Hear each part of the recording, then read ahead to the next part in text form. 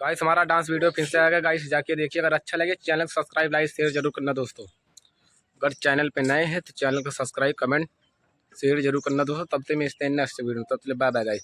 तो गाइस हमारा वीडियो 6 बजे अपलोड हो जाएगा गाइस, शाम के 6 बजे। तब तक बाय बाय।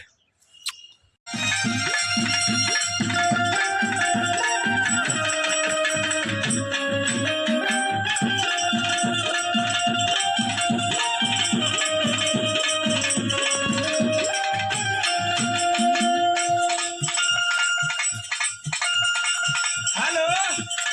गोल लगा ये राजा जी। अरे खुश रहा का हो। का हो घरे तक मना बका। अरे का भाई हो, पैसा कितना खींचो खींच तबाही मचलवा, तू घरे आवे के ना पूछत तो। तो हर पैसा तबाही मचल गया, हम कितना परेशान है तो का मालूम। अरे का भाई हो, सुनावा। सोचे सोचे मन घबराता हमरो, धड़कता हो कहिया घरे बगल। Low battery.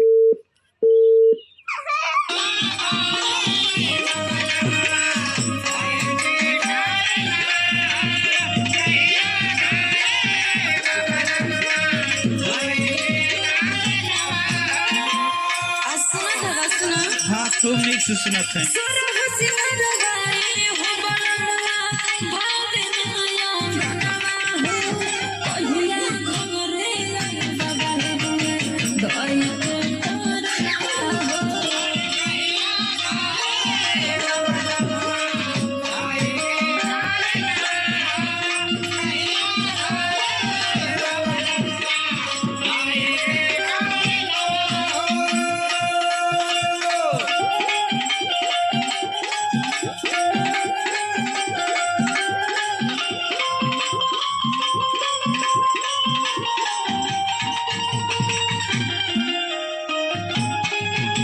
Low battery.